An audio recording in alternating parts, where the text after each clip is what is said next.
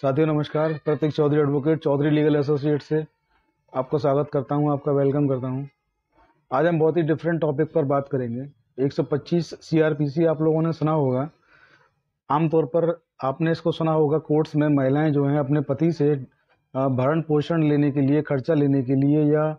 कुछ रुपए लेने के लिए जो एक केस करती हैं, जीवन यापन का जो खर्चा होता है उसके लिए मंथली जो एक खर्चा होता है उसको मेंटेनेंस कहा जाता है। वो रुपया पैसा जो होता है इस तरीके का, वो उनके जो है चिकित्सा पर, स्वास्थ्य पर, पढ़ाई लिखाई पर या अन्य बेसिक जो नीड्स होते हैं उन पर खर्च होता है। उसको लेकर के महिलाएं कोर्ट में केस करती हैं 125 सीआरपीसी के तहत। तो महिलाएं जो 125 सीआरपीसी का केस करती हैं, क्या पति भी 125 सीआरपीसी का केस अपनी पत्नी पर कर सकते हैं और मेंटेनेंस को ले सकते हैं? ये एक बहुत ही ज्वलंत मुद्दा है, बहुत ही ज्वलंत एक सवाल है। आज इसी टॉपिक पर बात करेंगे। आज इन सारी चीज़ों को बिल्कुल डिस्कस करेंगे और मैं आपको बताऊंगा कि कब एक पति अपनी पत्नी से मेंटेनेंस की मांग कर सकता है, न्यायालय में केस दाखिल कर सकता है और न्यायालय उसको उसकी पत्नी से मेंटेनेंस दिलवाता भी है। तो वीडियो को शुरू करने से पहले मैं आप लोगों से एक रिक्वेस्ट कर दूं कि हमारा एक फेसबुक पेज है और एक इंस्टाग्राम की आईडी है, एड्रेस सेम है, चौधरी लीगल एसोसिएट। उसको भी आप वहां जाकर भी आप जो है फॉलो और सब्सक्राइब कर सकते हैं। उनको भी शेयर करें, दोस्तों को बताएं और वीडियोस को मैक्सिमम शेयर करते रहें। और जिन्होंने चैनल को अब तक सब्सक्राइब नहीं किया है, नए और पुराने दोनों व्यूवर्स जो भी मेरे हैं वो उस चैनल को सब्सक्राइब कर लें और बेल नोटिफिकेशन जो है उसको ऑल पर सेट कर लें, जिससे हमारे नोटिफिकेशंस आपको समय रहते मिल सकें। तो आइए ज़्यादा समय न लेते हुए आज का वीडियो शुरू करते हैं। वीडियो का जो टॉपिक है, जो थीम है, आज बिल्कुल डिफरेंट में लेकर के आया हूँ। कई पुरुषों ने, कई लड़कों ने मुझे मैसेज लिखा,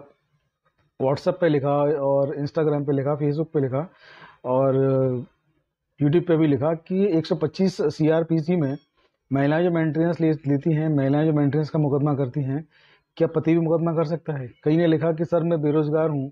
और मेरी वाइफ जो है वो अच्छे खासी उसकी नौकरी है, गवर्नमेंट जॉब है, प्राइवेट जॉब है, और मैं बिल्कुल हैंड टू माउथ हूँ, मेरे हाथ में एक रुपया नहीं, एक पैसा नहीं और मेरे पास कोई नौकरी नहीं।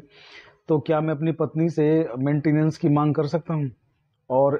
कई तो ऐसे केसेस मेरे सामने आए जिनमें कि जो महिलाएं थीं वो गवर्नमेंट जॉब में हैं, वेल सेटल्ड उनकी लाइफ है और उनके हस्बैंड के पास कोई सोर्स ऑफ इनकम नहीं, और उसके बावजूद भी उन्होंने कोर्ट में केस किया हुआ है अपने हस्बैंड से मेंटेनेंस लेने के लिए।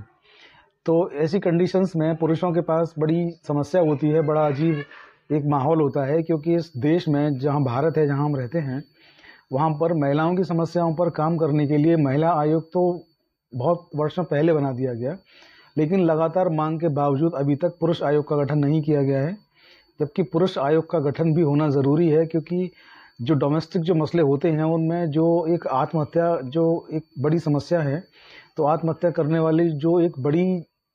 जो लॉबी है उसको अगर देखें तो आमतौर पर जो डोमेस्टिक मसले हैं वहाँ आत्महत्याएं जो होती हैं वो मैक्सिमम से मैक्सिमम केसों में पुरुष जो होते हैं वो आत्महत्याएं करते हैं, महिलाएं आत्महत्या नहीं करती हैं।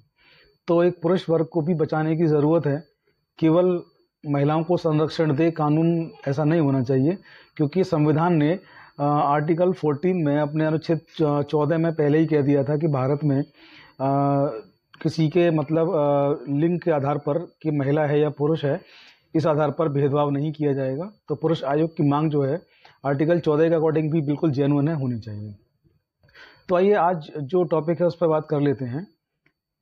अगर आप बेरोजगार हैं और आपके पास जो सोर्स ऑफ इनकम है उसके कोई भी साधन नहीं है और आपके पास चल संपत्ति भी नहीं है और आप सफ़र कर रहे हैं अपनी लाइफ में, और आप इतना सफ़र कर रहे हैं कि आपके पास संसाधनों की बेहद कमी है और उस कमी के चलते आपका जीवन बड़े कष्टमय है और आप हैंड टू माउथ हैं, आप बिल्कुल रोजी रोटी से कह सकते हैं कि मोहताज हैं और बेरोजगार, बड़े अलग किस्म के बेरोजगार हैं कि आपको खाना खाने के बाद अगली सुबह का नहीं पता कि आपको खाना मिलेगा कि नहीं मिलेगा। ऐसी कंडीशन में आप हैं और आपकी पत्नी जो हैं वो किसी गवर्नमेंट जॉब में हैं या किसी अर्ध सरकारी कंपनी में वो कार्यरत हैं या किसी भी जगह वो कार्यरत हैं, तो आपके पास उस चीज़ की जो नॉलेज है वो अनडॉक्यूमेंट होनी चाहिए। केवल आपके कह देने भर से काम नहीं चलेगा कि मेरी पत्नी नौकरी करती हैं। आप अपनी पत्नी की जो नौकरी वो कर रही हैं उसके प्रमाण, उसके साक्ष्य भी आपके पास होने चाहिए, क्योंकि न्यायालय में जो काम होता है वो डॉक्यूमेंट के आधार पर, साक्ष्य के आधार पर होता है। तो आपकी पत्नी जहाँ नौकरी कर रही हैं उस विभाग से आपको वो डॉक्यूमेंट लेने होंगे, चाहे वो सरकारी कंपनी हो, प्राइवेट कंपनी हो, किसी भी प्रकार की कोई नौकरी हो, कोई रोजगार हो, अपना कोई बिजनेस कर रही हो, या उनके पास इतनी संपत्ति है कि उस संपत्ति से वो किराए से या उसको बेच करके अपना जीवन यापन कर रही हैं और अच्छी तरीके से अपने आपको मेंटेन किए हुए हैं, अपना जीवन यापन वो कर रही हैं। तो उस कंडीशन में आपको जो एविडेंस है वो कलेक्ट करके और अपने जिले के परिवार न्यायालय में जाकर के किसी वकील साहब की आप मदद लें, किन्हीं वकील साहब की, और 125 सीआरपीसी का मुकदमा अपनी पत्नी पे आप करें और कोर्ट को वो सबूत पेश करें कि आपकी सोर्स ऑफ इनकम नहीं है, शून्य है, और आपकी पत्नी की जो सोर्स ऑफ इनकम है वो नौकरी की वजह से, चाहे नौकरी सरकारी हो चाहे अर्ध सरकारी हो, चाहे प्राइवेट सेक्टर में हो चाहे गवर्नमेंट सेक्टर में हो, या उनका कोई बिजनेस हो, कोई रोजगार हो, या उनकी कोई प्रॉपर्टी है जिसके किराए से उनकी जो आमदनी है, जो भी उनका सोर्स ऑफ इनकम है, वो सोर्स ऑफ इनकम उनका आप जो है कोर्ट को बताइए, उनके डॉक्यूमेंट्स कोर्ट के सामने रखिए। अगर